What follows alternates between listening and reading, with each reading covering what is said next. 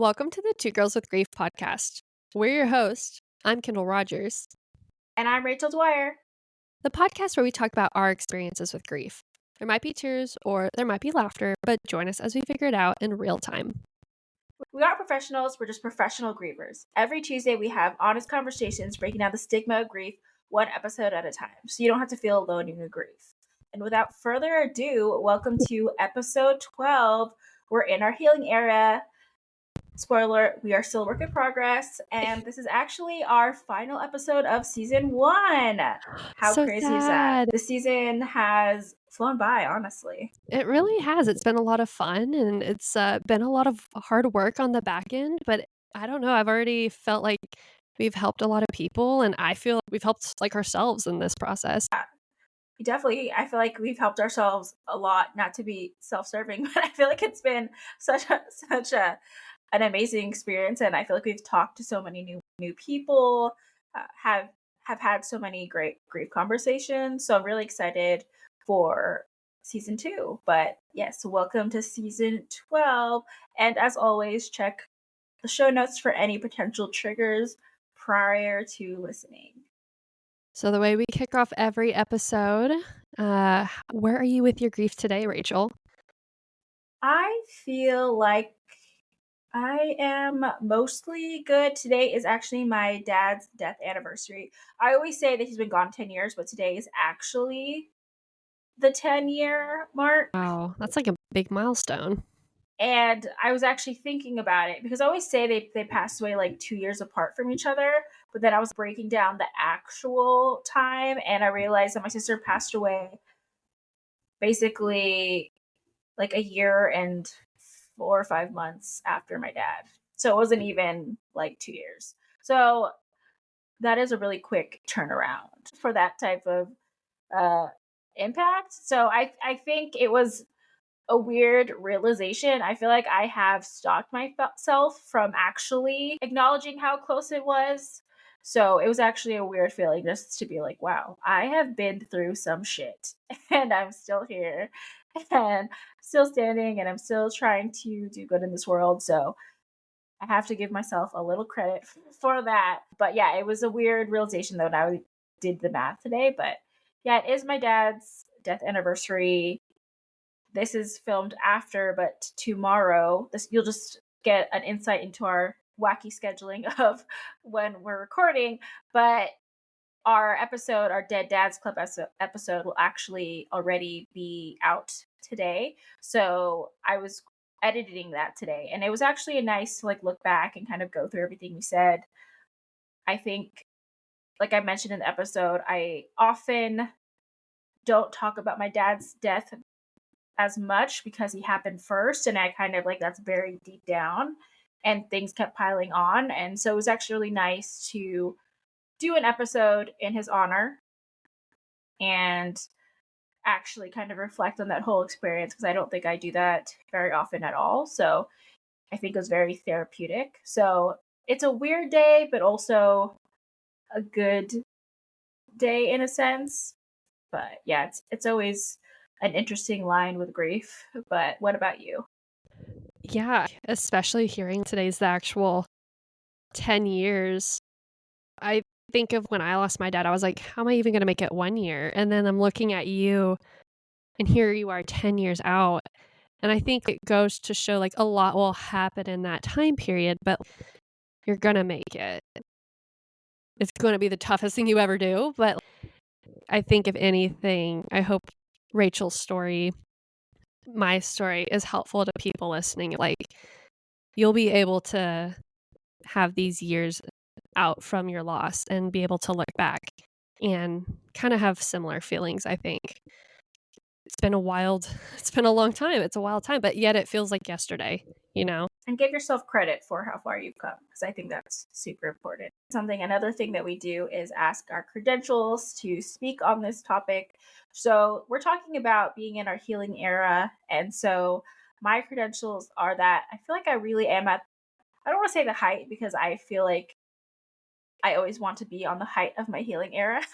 But I do think that I've made a huge turn in my healing era this year and I've been very proactive about it. So I think that would be my credentials is I feel like I've been trying so many different things to help with my grief that I really do feel like I've entered a new, I don't know, a new step in my healing era. I don't know exactly how to explain it, but I feel like I'm actually doing good. But what are your credentials, Kendall? Yeah, I think similarly, if we had the Dead Dads episode a year ago, I don't think I would have been able to talk about it. I think because, and you and I have talked about actively trying to work on your grief and not fixing it, but learning how to live with it in an active sense rather than like passively dealing with your grief when it arises. And so, yeah, same thing. I think this year I've been thinking about death and grief a lot more. I've been talking about it a lot more. I feel so much more in stride with it and this meaning of everything about it. And that will be eventual. But yeah, I think, at least for me, I feel like this year alone, I've made massive strides to walk with it. And I don't know, it's really nice when to be in this versus like where I was a year ago or even 2 years ago when I don't think I could have even had these conversations that we've had these past couple months. Same. So, the big question, are you healed from your grief? No, but I don't think you ever heal from grief.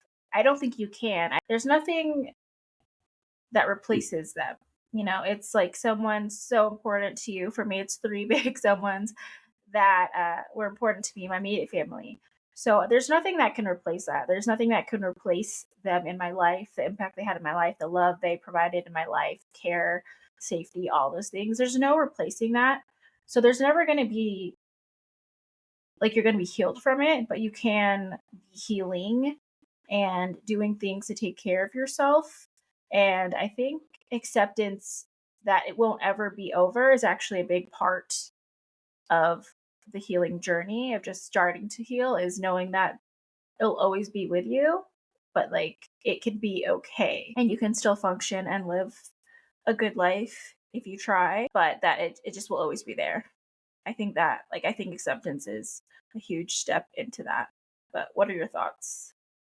I love how you said healing and not healed because I agree. It's going to be this active, ongoing work that you have to put into it to accept the grief and accept that it's always going to be there. And I feel like, especially after the loss of my dad, I thought there was going to be an end post. I thought there was going to be like the goal and the journey would be finished. And I thought I'd be, I don't know, like a revelation was going to come over me. I think the revelation was at some point last year, you've got to learn how to live with this. And you've got to have still a beautiful and happy life while this dark thing exists in your life. And so I really like how you said healing because it's going to be actively worked on and there's going to be peaks and valleys, right? So for sure, I think there's no to be healed. There's no end goal. You're just going to be always healing of it. Yeah, and if you watch our Dead Dads Club episode, I think we cried through like 50% of it. So you'll see it like it's it's one of those things where that pain is always there and it engages in your life in different ways at different times. But yeah, I wasn't expecting to cry as much as I did. I think part of it was because I don't talk about that part as much and that death as much, that it was a realization that I really miss my dad and I don't talk about him uh, nearly enough. So I'm really happy with that episode and that we did it. So that was really helpful. But our next question in this topic is, how do you get into your healing era? And I feel like we kind of talked about it in the last question, but like, what are your thoughts on how to get into this era? I think first off, it's okay if you're not ready to enter this part. It's a choice you have to make for yourself whenever you are ready.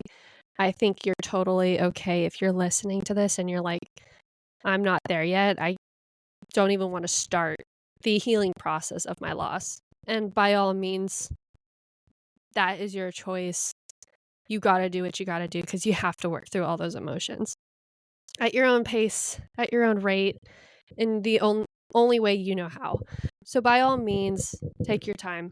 But when you come to a time where you're like, I'm ready to figure out how to take this grief that I'm carrying and make it lighter on my shoulders when I'm going about my day to day, or I have to do all these other things and I have to somehow incorporate grief into this so it's not so prevalent in everything all the time.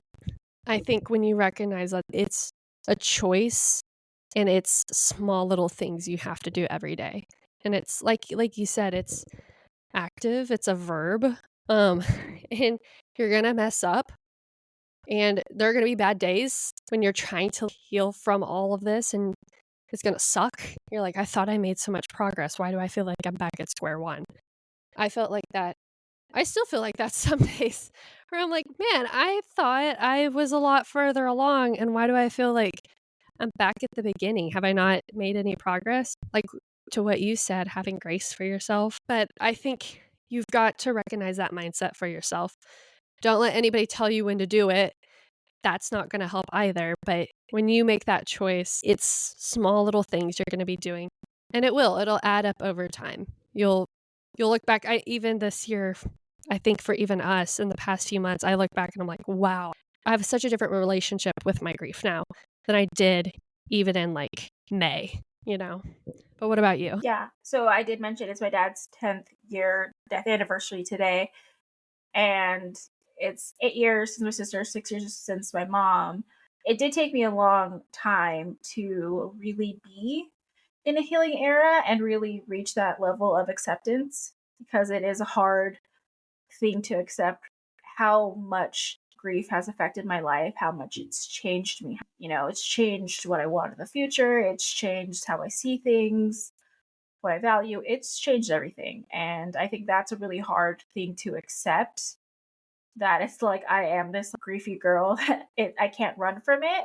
I think once I got to that point and realized I want to be doing something different, it did take me a long time. So there isn't like a timeline. You might want to do it quicker than me, but I did experience a lot of death and loss. So I think obviously it's a little harder to kind of process anything.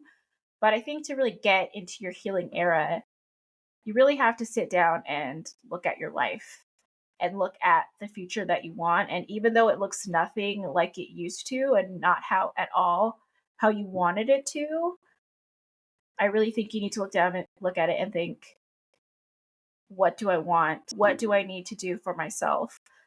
And if you have a family or whatever, how can I still have a good life? Because I think everyone deserves to have a good life despite the circumstances.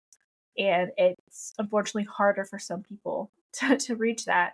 You know, I definitely miss the days that my life felt so carefree and happy go lucky. I miss that so much. But I think it was sitting down and thinking, like, I get to live my life. My sister passed away at 29. She never even hit 30. So I want to live a good life. I want them to live a good life through me. I want them to be proud of the life that I live. So I think a lot of it was just thinking, okay, what can I be doing differently? Because I do feel stuck in my grief and I do feel like I'm just kind of passing the time in so many ways. And I don't feel like I'm doing anything meaningful, that I need to be doing something different. I need to make a change. So it was a lot, but I think, and it all happened recently. Like this is all like this year. So it's not even like something I've been doing. I've done a ton of little things, but I don't think I've taken it as seriously and been in this level of acceptance until this year. And that's a lot of time that's passed. So it took me a while, but it really was like, I do want to have a good life. I do want to put good things out into this world, and I don't think I'm doing it. So a big change. I think that is so beautiful. Like you saying that they're living through you and you've got to live a good life. Because not only do they deserve that, but you absolutely deserve that too. And I know like the common cliche we always hear is like, well, they'd want you to be happy. Well, yeah, we all know that. Like, Yeah. but there comes a point where like you you really think about that as someone who's grieving and holding that, like, pain in your chest, and you're like, "Well, how do I get myself happy again? Like, Yeah. what are the things that I have to do to make myself happy?" And that's really hard. That's a really hard conversation to have with yourself. Yeah. You have to want it. No one can want that for you. No one can tell you that you want it. And I think that's the hard part. That's where people get really sensitive. It's like when you're so sad, happiness might seem like the most impossible thing in the world and you have no idea how to get there. So I think the easy solution, like, oh, they want you to be happy, is just really not easy at all. You have to want that for yourself, and that can take a lot of time. Yeah. So this kinda rolls into the next one, but how do you make your grief feel less immense in your life? I think it's a weird balance of decentering grief, but also centering grief in your life because I think grief has become a huge center in my life and things that I'm doing, like we're this podcast and everything we want it to be. But at the same time, in my personal life, I feel like I've decentered grief in a lot of ways by just doing the things I want to do. And maybe not even that they're separate, but they're kind of combined now, actually. I think that's actually a better way to describe it is the way that I made grief feel less immense was combining my worlds because I had this like grief world where I mean I cry frequently, but like you cry in silence and you deal with it in silence and you kind of just know that this is like the cross that you bear is like this hard thing. And then when you go out into the world, you're this happy person that like nothing is wrong, like it's okay. And I think how I made it feel less immense was being more open with my grief and no longer feeling like if something is relevant to the conversation or have an opinion that involves one of my dead family members, I'm going to say it and not worry that it makes someone uncomfortable. I think that was a huge thing. So I don't feel like I'm separating my life. It made it feel less heavy. But also the whole thing of that we talk about a lot is like finding joy and doing those things is actually getting back into hobbies and actually centering my own joy in my own life and just doing the fun things again, you know, like celebrating Halloween and celebrating all these things, decorating, like just doing the stuff that you sometimes think is only for children to do, to celebrate and get to enjoy. I think as adults we take everything so seriously that we don't get to enjoy the little things. And I think that's so important when you realize that how big of things can impact your life and how much can be taken from you. It's like you want to enjoy the little things and the happy moments. So I think it's finding your joy, but also just letting yourself be the person that has grief to everyone and not hiding the stories of your family or whoever you've lost, family, friends, partners, whoever you've lost. I think it's just letting that be a part of you, speaking about it freely, and bringing joy back to your life. I think those are the ways that I've made grief feel less immense in my life, even though it's such a huge part. It doesn't feel as heavy. So that's like a weird thing, but it is a lot more centered in my life, but feels so much lighter. Talking about it and everything, it feels lighter. But what about you? I think the first things that helped me kinda begin to identify all these pieces of grief was acknowledging that was not gonna be the same person I was prior to my dad's passing, and I think so many people who lose a loved one, like, the day they are having that memorial for their loved one, a part of them dies too, and for a long time, I was just trying to get myself back to that girl I was before, and when I finally recognized that that girl is not here anymore, she has changed, she has now gone through this experience, and she's learning how to survive. She's now living with this thing.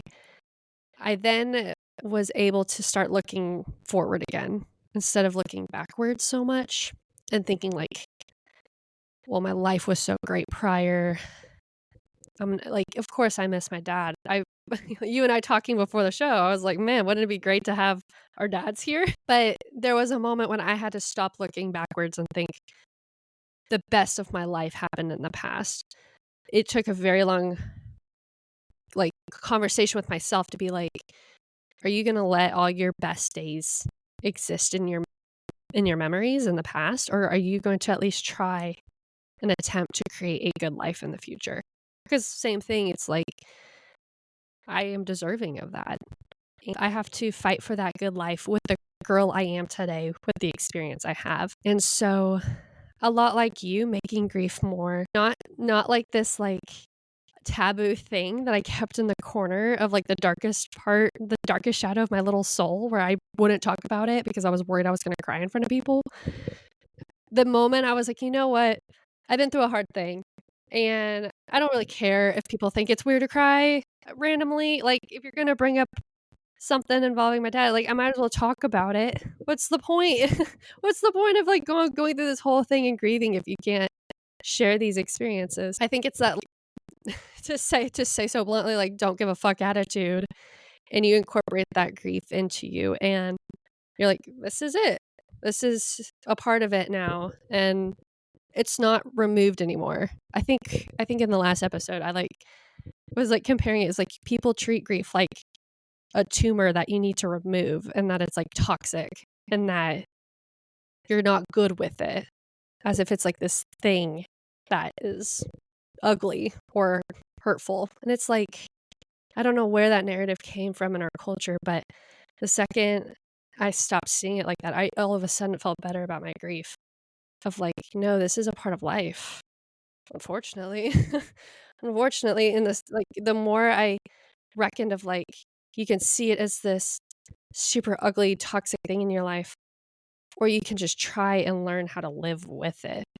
And yeah, it makes it bearable, like a little less, makes it a little more tolerable, doesn't go away. I think like I saw a thing recently on Instagram where it's like, your grief won't get smaller, you just become stronger in carrying your grief. And I was like, oh yeah, It's that's true. exactly how I feel. You're working out those Yeah. grief muscles, then you carry it. So you kind of spoke about it a little bit, but what steps are you actively taking to move forward with your grief? First and foremost, that support group, I think, changed my life. Like, I have tried other support groups in the past. I'll be honest, I attended one of different types of support groups, but they all had a definite mission, or like a kind of convincing factor about it, that I was just like, I don't think this is really for me. I need something a little less religious, a little bit more about the community. So when we found the dinner party, I think that opened up like this community that I'm so happy exists, and it's not religious based. And if you need like a spiritual based support group, absolutely go ahead, seek those services. Like, there's a ton that exist. For me though, finding people across the nation of all different experiences, different ages, different backgrounds, with different types of losses, that has been super meaningful to learn other people's perspectives and how they're handling their grief. I think like of all the things I was trying, like the jump, because I was kind of nervous the first time. I was like, is this, like, you're talking about the most personal, vulnerable thing you've ever been through with strangers. And you're like, Yeah. I don't know how this is gonna go. But it's been so, I just feel like I've taken such a different approach to my grief now, just having a support group of people who are also wanting to understand their grief. And they're in different stages, right? Like, there are people who are like weeks out from their losses and they're proactive about it. And it'll take time to like work through healing and all that.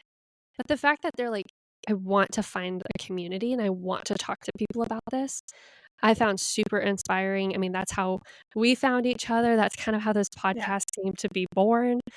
Um, so if it's helpful for you to have a community where you can talk about this freely, I highly encourage it. It's been very helpful for me. But what about you, Yeah. Rachel? Yeah. Well, just to add on kind of what you said, I think also like find yourself a grief best friend. I think just having someone to talk to about it, because me and Kendall talk all the time, and We do. beyond the grief support group, so we like share there, but we also talk all the time. I think it's scary to share the deepest parts of yourself, especially to strangers. I feel like we've said a lot of the same things that we said in the group on the podcast. Obviously, there's a few things that we reserve for that more private space, but or with each other. But I think you don't know if it's going to work for you unless you try. And like we say, try anything, try all these different positive things to help with your grief. And I think that is definitely one you should try, because you can join one and not go. I mean, so many people have ghosted my support group. Rude. And I organize it, and they ghost me. I follow up. I'm a persistent person. If you know me, I am a very persistent, and I try to follow up, give everyone, options to stick around. And, I've been ghosted so many times for the group, but if that's not something you can do, if you can't even speak on it, if you can't talk about it, that's fine. I think, join. If you ghost someone, you end up ghosting someone. I don't recommend that, but if that's where you are and you tried it and it doesn't work, or it's just not the right time, that's fine. But you don't know unless you try it. Mm-hmm. So just another thing to not be scared. You can join one and not even speak. So I think that's something that people get nervous about. Like, you can decide what you're willing to do at the time, and you can just enter in a way that you see if this is going to work. Because like Kendall, I joined another support group and I didn't like the feeling. It just wasn't the vibe I was looking for. And I didn't give up though. I looked for other ones, and that's when I ended up just organizing my own, which I feel like is very much my personality, which of me doing that. But and now the group is, I feel like, amazing. I love everyone that joins, and it's been a great community. So even if your first support group or your first few support groups don't work, there's options. Like at the dinner club, you can literally make your own, and they have the community to join. So if you want to do one for a specific type of loss or a certain age or whatever, they'll help you do that. So if you don't find one, you can create your own space. So I think that's super important. But back to the actual question, what steps are you actively taking to move forward with my grief? I think a lot of it is things that you wouldn't even associate necessarily with grief until you realize that grief affects your whole entire life.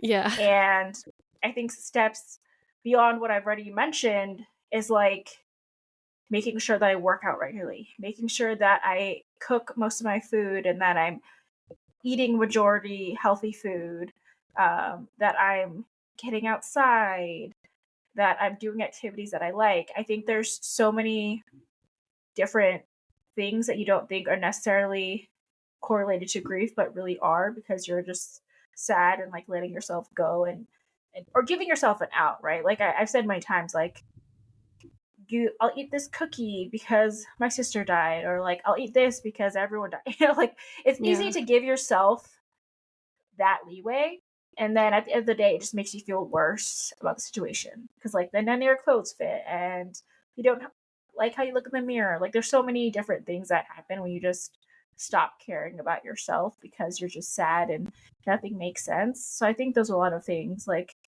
you have to take care of yourself in order to be able to handle the grief in a healthy way. And also, like I said, like healthy dating habits. Like maybe don't date until you're ready. I think when you're very sensitive and you're not at all in any sort of equilibrium in your own life and mental state, like maybe don't bring up whoever you want to date into that situation. Like you can't necessarily control what's out there when you go out to date, but you can control what you put out there. And so I think it's a lot of just steps of just taking care of yourself holistically, that you can even feel like, oh, you can take care of your grief. And that's stuff that I was working on already, but I wasn't focusing on like specific grief parts yet. So I was like focusing on like, okay, I'm working out regularly, I'm getting outside, I'm eating healthy, and that stuff that I was focusing on first And then I was in a space to like, okay, I can talk about grief and kind of take it to the next step. So I think it's sometimes the things that you don't think about that you've been neglecting can help you move forward with your grief.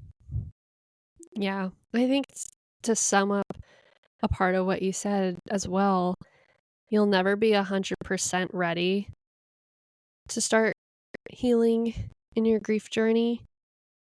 You know, I know there's people I know, and they think like it's too late for them. They think they're too old. They think it's too far gone. They don't think like they need to work on it. And that makes me so sad because it's like they're letting that grief exist in its own like little bubble and fester. And it's like whereas you can actively have a conversation with it, you can actively have a conversation with yourself and be like, is this grief hurting me or is it making me a better person? Can I like bring this into my life? Like there's so many conversations I think around it, but you got to also figure out what's best for yourself. And it takes a lot of self-awareness, which is Yeah.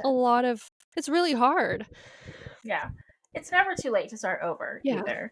I think society puts so much pressure on you for so many different things. Yeah. And it's never too late to prioritize your own happiness and living a good life. It's never too late. I think even with grief, people make it seem like you have this time limit, and it's really at the end of the day, it's like, who cares what other people think? Like, I Yeah. think that's like really the lesson is so people will tell you how things should be, but they don't know how it feels to live with like what I'm living with. And for people to tell me how things should be or anything is now that I'm in a better place, it's like that's ridiculous. Like you tell me how I should be doing.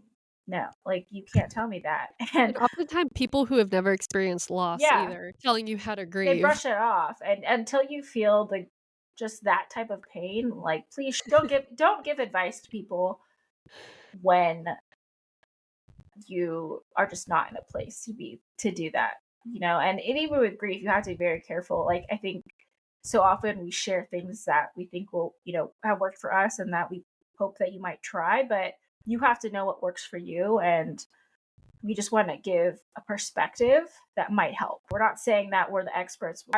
We open up with we're not professionals, we're professional grievers. So we're not telling you how to grieve, we're telling you how we have grieved. And hopefully by sharing our ups and downs and our ins and outs with this, that it might help you save some time. It might help you find something quicker. And that's really the goal with that is like hopefully you find healing quicker than I did, and hopefully you find something that helps you quicker than I did. That's all I can really hope for people when they're listening in. Yeah. Like misery loves company. So if Yeah, anything, just knowing there's other people out there and intense amount of pain that you're going through right now, there's people out there going through the same thing and you can find them and feel you can grieve, but you don't have to grieve in isolation. You can grieve with people who get what you're going through. The next question we have here is, what advice do you have for those wanting to heal with their grief? I feel like we've touched on it a little bit. I think kind of like I just said of don't let someone tell you how you should be doing with your grief. I think it'd be good to set up a goal of just how you want to feel in Mm, six yeah. months. I think that's something super reasonable because I think sometimes you're like, I need to do these 10 steps to feel this certain way. And it's really like, what do you want to feel in 6 months?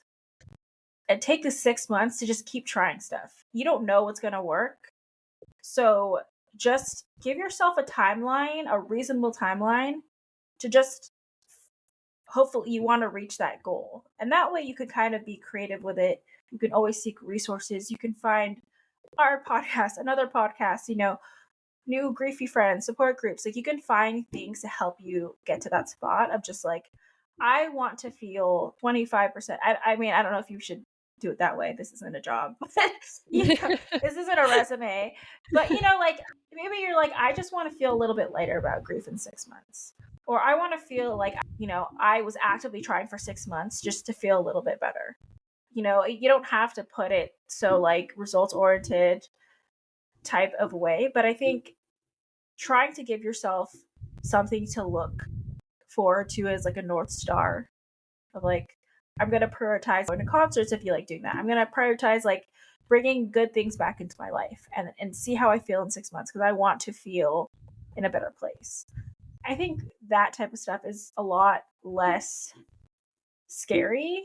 And I think sometimes it's really hard to feel like, what am I going to do? There's so many things I could possibly try. And it's like, you could try one thing at a time. Your first step could just be finding a community, or it could be started taking up running. Like it could be different things that help you. I wish I had done that, is like sit down and be like, what am I feeling right now? What do I want to be feeling in 6 months? Because I think the worst thing is to just have years fly by when you realize that they flew by and you didn't really appreciate so much of that time. Yeah.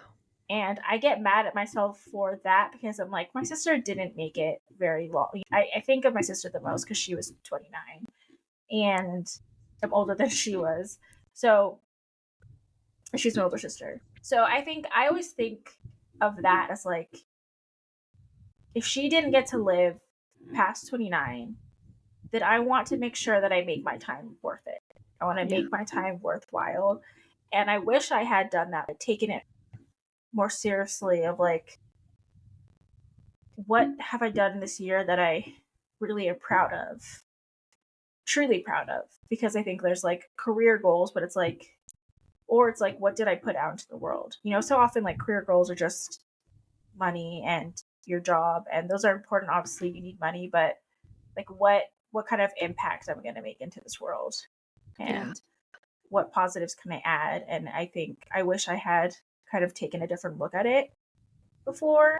And I do remind myself time to time, but I don't think I really sat with it and like thought about it. And this year, for whatever reason, was the year that I was like, I need to be doing something different. And it's I feel like it's been working out since. Like it's just been, you know, things have been improving since then by like taking it seriously and actually sitting down and figuring out what I want to be doing. Yeah. So, or do you have anything to add on to that? One thing I would say, same thing, another thing I wish I did, especially at the start of grieving, was talk about it. Talk about the people with you trust in your support group about your grief. You don't need to sound eloquent or graceful about how sad you're feeling. I think just communicating to people that you're not in a great space. You're not having a good time. You're in a bad, dark hole right now. And to the people that care about you and support you and want to help you, they need to know where you're at.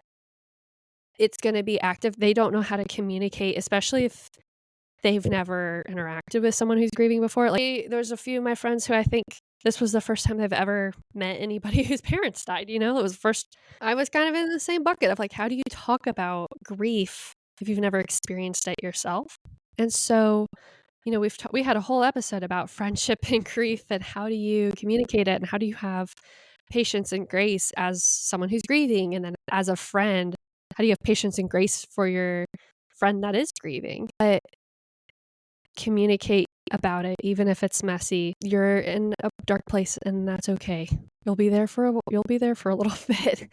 But I think just telling people and making it, if you feel like you can take on that conversation and say like, hey, like this is what grief looks like, because people are going to ask you up to 6 months after a year of a loss and be like, how are you doing? How are you doing, Rachel? How are you with your grief? And you're going to sit there and be like, oh, I'm fine, when you know you're not fine. And so with the people that you feel like you can trust that information with and be like, you know what, I'm having a really hard time. My thoughts are crazy. I can't think straight. I have a hard time even talking about this.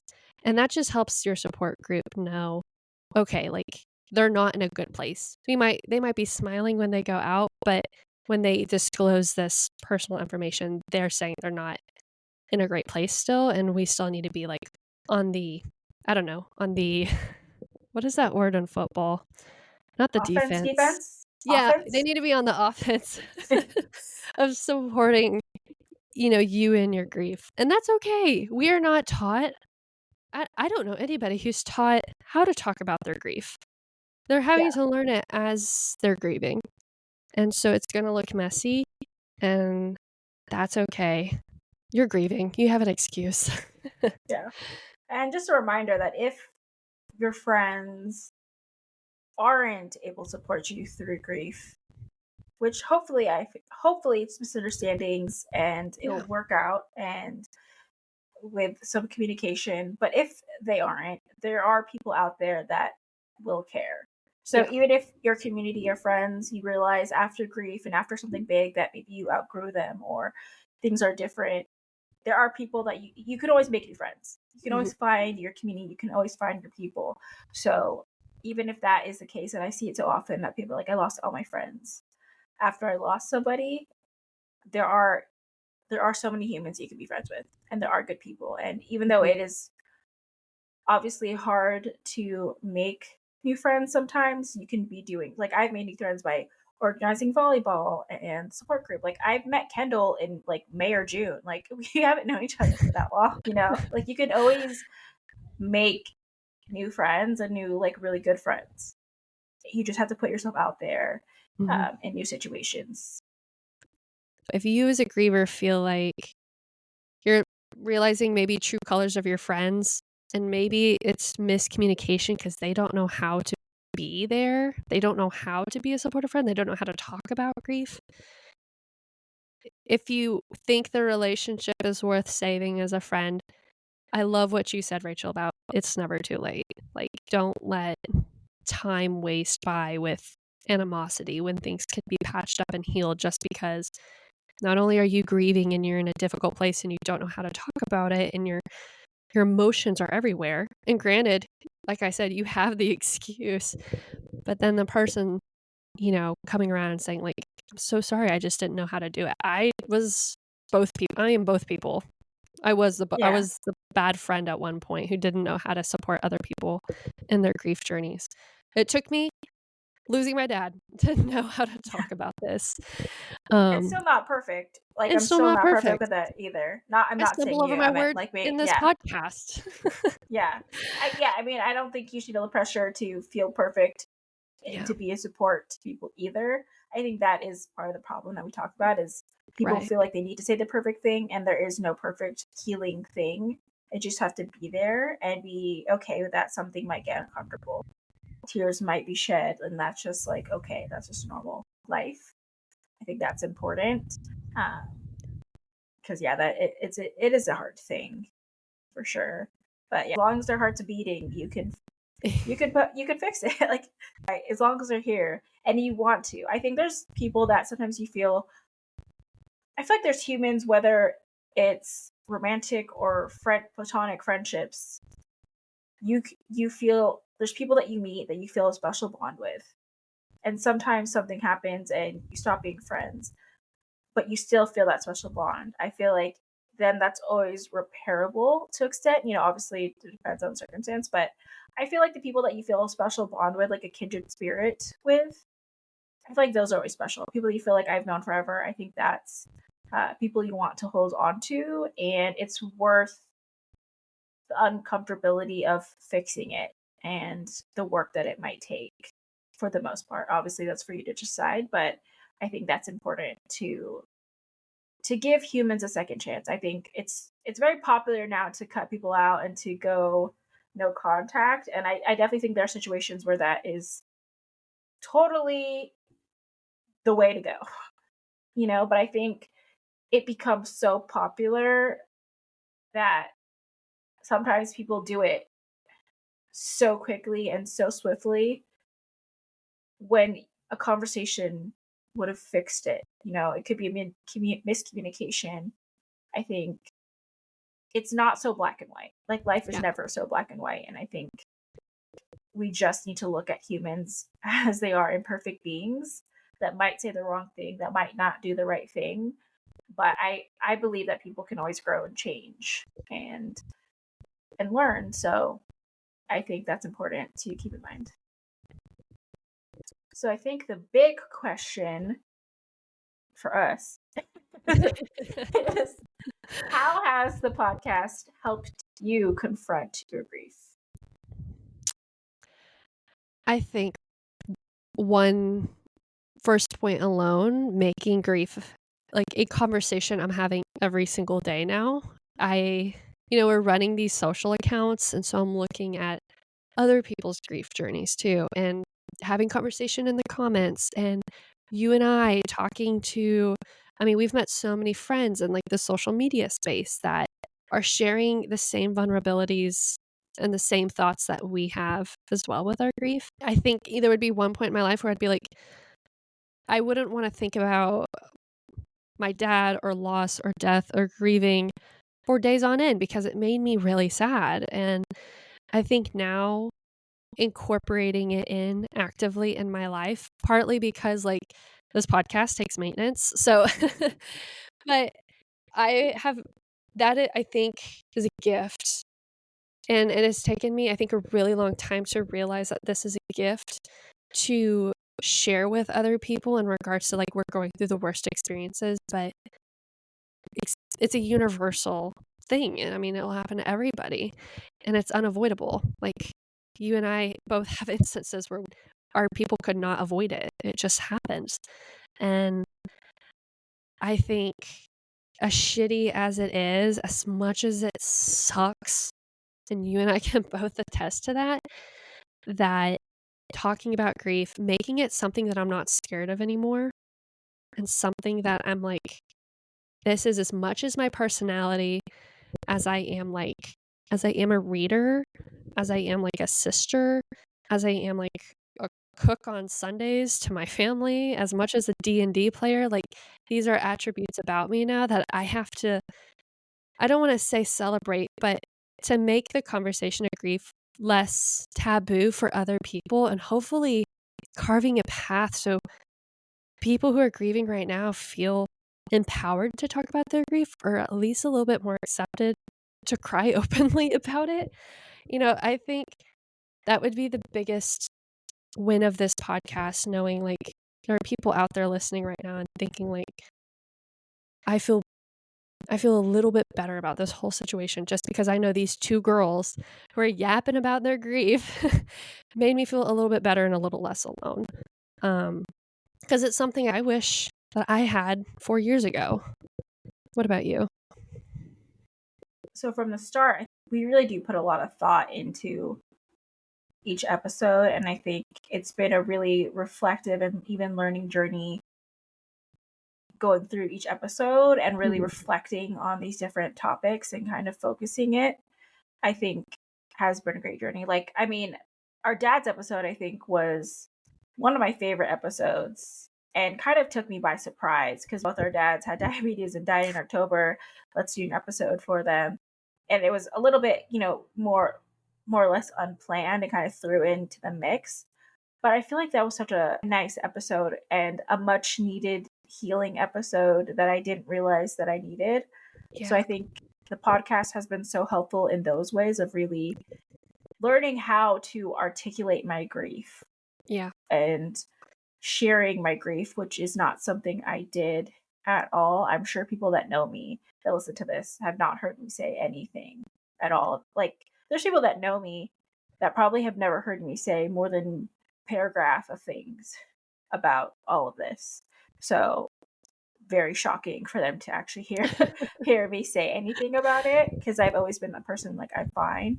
I think it's really opened me up to just how healing it is to speak about it more freely and even look at my life differently and seeing what good we can do. I think it's important, especially with so much loss, is to think like, okay, how can I turn this not into a positive exactly, because there's no positive from Yeah. that, but what good can come out of it? What good can I make out of it? And I think this podcast has been that thing, and I think we have so many things we want to do with it, and we've just met so many good people in the space that I just feel like there's an instant bond with Yeah. people that you meet, and whether it's through Instagram or TikTok or through just like comments, emails. We're doing Substack interviews. Like, I feel like every person that I meet and we share grief stories, I just feel a bond and closeness to them, even if we don't know each other that well. Yeah. And even with our grief group, like, you know, we get new people in, and I just feel like there's that instant bond we have with each other because we're all going through this. I think the podcast has really been just this community building thing, not only for us, but for other people. And it's just, there's been so many outlets for it, even like the book club, and then getting to meet grief authors and read their books and read their stories. One of the books that we're going to be doing is, what is it? It's called, it's by Jessica Fine, but what is the book? Breathtaking. Breathtaking. Yeah. And I've been reading the book and I spoke with her, and I honestly felt like just like kindred spirits. Like I felt like she has experienced so much loss. I've experienced so much loss, and like I felt like this instant kind of bond with her. And she even told me like, "Oh, I haven't met anyone." She lost her sister at 29 too, I think. And like Oh, she's like, wow, "Oh, I yeah. haven't met another person that met her sister at the age." And it's just crazy because you meet these people and you're like, we could just be best friends. Like, you know, I just we get each other on this super deep level. And I mean, all the comments and everything have just been super heartwarming and super like reaffirming. And people that I know someone posted us something that like when she can't sleep, or one of the podcasts that she listens to. And I think everyone that's grieving understands that those nights that you can't sleep, Oh, and sometimes yeah. you need something to fall asleep to, or just kind of like relax you. And the fact that our podcast is one of those is such a nice feeling that like us talking about grief might help someone else through a hard night, because we have those nights. Everyone has those nights. We've been getting such nice comments and heartfelt comments that it really is just so encouraging. And I think it's a little scary to start a podcast and share our deepest souls Yeah, it with is. it. But the fact that it's resonating with people and people just get it and can relate and appreciate us doing this, yeah, it makes it all worthwhile. And I really do have like big dreams for this podcast, because I think there's so many people that could use a grief community. So it really just has been a huge thing. I love that. And so here we are, the last question of the last episode. And I'm gonna like actually cry. But are you proud of yourself and where you are now with your grief? I feel like this is the first year that I can say yes, which is crazy because it's been many years. But yeah, I think this is the first time I've opened myself up with everything and accepted that this is who I am, the griefy girl. And Hashtag griefy girl. yeah, that's who I am. And then also I can reflect on like how it's changed me and mourned the person that I used to be, but also actually look forward to who I'm becoming. I think is a big win, because I think so often when you're grieving, the future is a scary place because you don't have the support anymore. You don't have the future path that you're looking in, like that you looked forward to, that you planned when you were a kid. Like that doesn't look the same at all. So I think for the first time, I'm actually looking into the future and dreaming of things that when I haven't done that in a long time. So, and getting excited about stuff. I feel like I haven't been super excited about things, especially like grief related, until this year. So, yeah, I think I'm actually can say that I have put myself out there and been trying to help other people and doing things for myself, and you know, even like organizing volleyball and stuff. I think one thing I need to learn how to do is take compliments better, because people always say like, even for volleyball I played last weekend, and I think like I don't know, like 18, 20 girls showed up, and so people kept saying like, "Oh, thank you, Rachel, for organizing this. This is so much fun." And they're like, "Oh yeah, they're organizing this every week." And I was like, "Oh, we don't do it every week." And one of my other friends from joining volleyball was like, "Rachel, just take the compliment. Like you do a lot of work to get this to happen frequently." She's like, "Just take the compliment." And I was like, Okay, yeah, I should. Because it's a lot of work, and it's not in everyone's personality to do that or to organize. But just doing that, I feel like I've gotten a lot better at volleyball. It's good exercise. I've been having so much fun with it. So yeah, I feel like there's so many things that I've been doing, um, and putting myself out there in ways that I haven't in so long. That it's just been a much better year. And even though there's like been some big changes and unexpected changes, I feel like it all is for a reason. And I feel like it's the first time that I'm like, okay, I'm welcoming good things, and I believe it's gonna happen. And I'm not waiting for like the other shoe to drop. Yeah. So, I think but it's what about also you? like you've lived through the worst things already. And so everything else also like just kind of also seems so minuscule in context when you're like, I've experienced the worst things. I lived through it. And I'm here to say, like, everything else is really tiny in comparison. Yeah, and I will say my mom, my dad, my sister, my mom, they all passed within 2 years, so it is less. I'm not going to count my mom and my sisters because I think that is actually close to 2 years. They both passed right before my birthday, so yeah, that sucked. And separately, so they did pass like almost perfectly 2 years apart. Uh, those fuckers right before my birthday. I know, Uh, how rude. Kind that of is selfish, really that honestly. is really fucked up of them. So, but what were you saying? Oh, that you've lived through some Oh yeah, awful situation. yes. Life has been a wild, wild ride. Yeah. Yeah, and I want to also add on to how proud I am of Rachel. Like, if you're listening, you do not know the amount of work she's putting in on the back end. Like, this girl really does it all. She is a multi-tool Swiss Army knife of a person.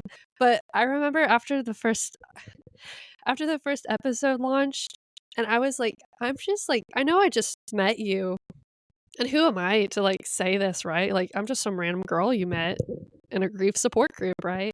And I was like, but I just think like all the work you do to bring people together, both in a grief sense, but also in like a non-griefy sense, like the volleyball and your cooking club, that like I think your family would be so fucking proud of you. And like it takes so much love for people, I think, to overcome what you've overcome and be like, even though this shit has happened to me, that I'm still wanting to be like a light in this world.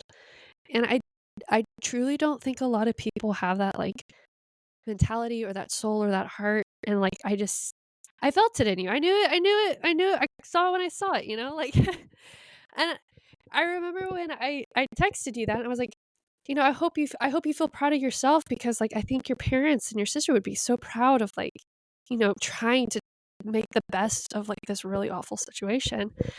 And then you were like, I made I me haven't cry. heard someone say someone was proud of me in a long time.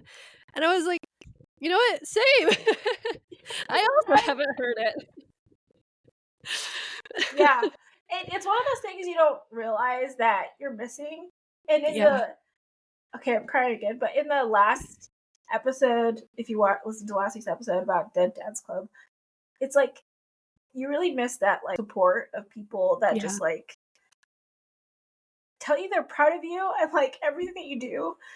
And And we talked believing in about you. yeah, and we talked about that a little bit. It's like once you experience so much grief, it's like, do people really know you anymore because you're like figuring out who you are? And when you keep such a big part of yourself separate, it's like, does anyone know you? Because you're not showing them that side, like you're keeping it Yeah. inside. Uh, Or will anybody ever feel proud of me ever yeah, again? yeah, and like if they'll see everything that you're actually doing, they're keeping track of that. And so, uh, yeah, when Kendall texted, and we probably known each other for like a couple months or maybe like a month when Kendall texted me that. And I mean, I think I met Kendall twice before I asked her to do a podcast with me. And I don't know and even the first time we met was in a virtual training. I don't think we really spoke much at all, but you were just like the first face that I recognized. And then I felt like more at peace in the group because it's like, oh, I actually like know someone. Um, And I don't know, after the second session, I just felt like because I had been wanting to start a grief podcast, but I just kept pushing it off. I wasn't really sure how I wanted to do it. And there was something when I met Kendall that I was like, I feel like this would work. And Kendall just immediately said yes. And I she's jumped been in on feet first. she's been on board for all the new things we add to it, for everything we do, been super reliable and a great co-captain on this. And now I feel like I don't know life before Kendall. Aw. Because we talk so often, and I feel like with so many deep things that, like, yeah, I just feel like I don't know what life was before Kendall. It's so weird because when people, like, we haven't met each other in person. And Yeah, fun facts about us. yeah, we fun fact, Kendall's 6 feet tall and we haven't met in person. And I'm 5'4". But yeah, we haven't been in person, but I feel like we have known each other forever. And we just have known each other since, like, end of May, I think. Yeah. So it's like, Yeah. or June. A grief Not very click. long. Yeah, it did. And so, yeah, I mean, I think it's just been such a fun, which is a weird way to describe It is weird to grief, say that your but grief podcast is fun. yeah, but it has been fun. And I feel like we've laughed so much through all of this that's been really nice. And, like, we both get that you need that laughter, and we both can cry. Like, Kim just made me cry again, but, like, the laughter and the tears. And yeah, I feel like we both have just been super open and welcoming to, like, everything that it comes with. And that's been nice. I feel like anytime that I've ever tried to do a joint project of any kind, it always falls apart. It's just never been the right person to do it with. And Kendall's the first person where I'm like, that it just fits, and I feel like we work together. And I feel like we constantly, like, tell each other how much we're enjoying the podcast, and, like, what we're getting from it, and, sharing the nice comments with each other. And that's, like, never been a thing. So I think maybe it just took the right person and the right situation for it all to come together. And it took us both deciding that we're going to join a support group and lead a support group, because that's the bigger step, really, is, like, you're actually going to handle a grief support group. So yeah, doing all of that, it's been a huge thing, and it just, like, fell into place. And I feel like that's the first time that I can say that in a long time, where things feel like they were, like, falling into place and happening for a reason, and actually saying that, because I've hated that phrase for the longest time, like, things happen for a reason. Yeah. Because when people say that to me after, like, my sister died or something, it's like, I could punch you in the face. Like, do not tell me things happen for a reason. Or, like, when my mom passed after I lost my dad and my sister already, it's like, you keep that phrase, like, 10 miles away from me. Yeah. Keep it on the other side of the country. Like, Yeah, don't there's say no that reason to me. for this to be happening. Yeah, but this is the first time where I feel like things like this happen for a reason, and I do believe that, and I feel that. But don't say that to my grief. But this, I feel like, is different, and I can actually bring that phrase back into my life, but in a different situation and context. Yeah, I think it was for this year, I think you and I not even knowing each other, but both having some kind of spark in our experiences, being like, we need to approach grief in a different way, and however that might look, and leaning into on your the same grief. platform. Yeah. Like, what are the odds? Like, of course, what are the odds? Like, there's so many people in the world, right? And we're such a digitally connected society. So yeah, what were the odds? But, like, yeah, like, to meet someone that, like, I hate to say, like, vibe with so well. And it is scary leaning into that grief. It is really scary talking about grief more and confronting that really, like, tough feeling in your chest. Like, if you're a griever, you know that I call it a ping. I don't know what you call it, but it's like that lump in your throat. But through that, I've been able to, like, work through it, and it's like, even just wanting to explore grief as a concept more, both, I think, just in my life, but I feel like I talk about it on a cultural or societal sense a lot as well, because I'm trying to understand it from another lens. But I feel like this door opened, and I'm like, I'm so happy this was something in my future. Like, I never thought in a million years I'd meet somebody like you, or we'd be working on, like, a fun project like this. And now it's like, I hate the circumstances that brought us here, but I'm so thankful that I'm here with you doing this, you know? Like, Yeah. it's like, I don't wanna say a silver lining or, like, making lemonade, but it's like I've been waiting for, like, the good thing to happen for so Yeah. long after my dad's passing, and I feel like, the grief group, you, the podcast, the people we've been able to meet, even just, like, the grief book club Yeah. has been really great, and It's I'm been so like, much fun. it has been a lot of fun, and I think, like, what I feel now is just, like, pure gratitude. Like, I'm just very thankful for these interactions and experiences that, we could all have these really hard and difficult losses and going through grief and just, like, and there's people with such profound stories, and, you Yeah. and I talk all the time that in some sense our stories are really similar, and yet we both acknowledge there's other people with very different death experiences, and we also want to explore that and be cognizant of that, and I just feel like all this helps me be a better person and a more, like, I don't know, centered person, a more, like, conscientious person. At the end of the day, I feel just like grief for a long time, grief made me a bad person. I was not the best version of myself, and I feel like this year, weirdly leaning into it, finding new resources like this, I've become a better version of myself through the grief, if that makes sense. Yeah. I definitely think it's given me like a new zest for life, like an extra Yeah. excitement and just like something to look forward to. And I mean, I feel like all of our conversations, every time we're like, this is going to be short, we just like we can talk And we forever were like, about "This is gonna be a anything. short episode." Yeah, we can talk about anything forever. You might have noticed that by now. Even every time we talk for hours, which is pretty freaking. So we talk all the time. Professional griefers and Yeah, professional yappers, so put yeah. that on your resume. And that's how you start. That's why you start a podcast if you're good at both of those. Well, you kind of answered it, but are you proud of yourself now in your grief? Yeah, I'm very proud of myself, which is hard for me to say because 'cause I'm not really proud of myself in things. I'm so hard on myself. I'm like a recovering perfectionist, and so I'm trying to be more, laid back. It's funny because, like, I think I mentioned this before. I used to be, like, a super type A person before my dad passed, and then since he passed, I Oh became, no. like, a very type B person. Something snapped in me. Don't know what it was, but whatever. And so trying to reckon with all that. But I also think, like, I think my dad would be super proud of this.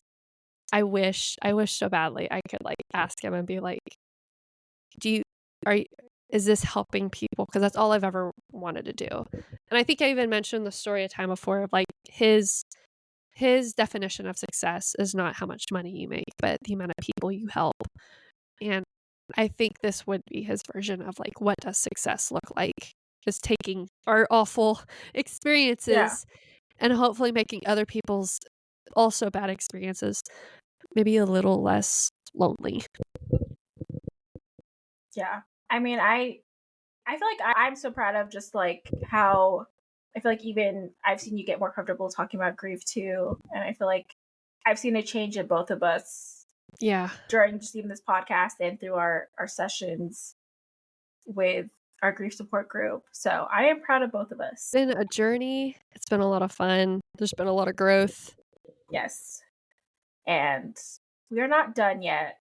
This is the end of season 1, but we're still going to be around making episodes for every Tuesday and Monday. They're just not going to be as formal. And we're Mhm. going to do like holiday centered talks because the holidays are really rough for Ooh, grievers. yeah. Still Y'all hard strap for in. me. Yeah, still hard for me. So I think it's going to be helping us, but hopefully also helping other people talking about grief in the holidays and being proactive about it and different things. So we are going to be continuing with that. So this is the end of season 1, but we will be back, and we will still be around doing content. So we're still be doing episodes. We're just not calling them official season part of season 1. So the way we end every episode is a challenge.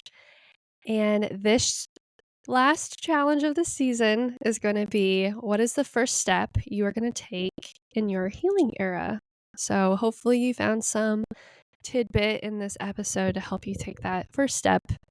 Even though it be little, it be mighty. So, and if you are looking for resources, we'll include some in the show notes. And we have new book club episodes every Monday, and then we're going to have, like Rachel said, our special holiday episodes coming up, so stay tuned. But we'll kick off season 2 in January 2025. Yes. Also exciting is that not our next couple episodes, but we will actually be in person. So we will have some episodes in person. Yes, we're so excited. Together. We have to figure out how that works logistically, but we are going to have some episodes together. So we are combining forces, and the world is not going to know what to do with it. Yes. We won't even know. We're going to have to figure out. Yeah, we don't even know. We don't even know. So we'll figure that out, but I'm excited. We have not met in person, but we are meeting in person. And yeah, we're going to film some of the episodes together. So that will be fun. So you can join. You can follow us on TikTok, Instagram, and YouTube at 2 Girls with Grief Pod. Or you could also email us at 2girlswithgrief@gmail.com. We love people reaching out with questions, comments, just connecting in general. We love hearing from you. And even though this is the official end of season 1, we will, like I said, we'll still be around. We'll still be doing content. We'll still be connecting with everybody. And we really appreciate everyone that has tuned in. I feel like we get at least like one nice comment on socials or on a review or something every day.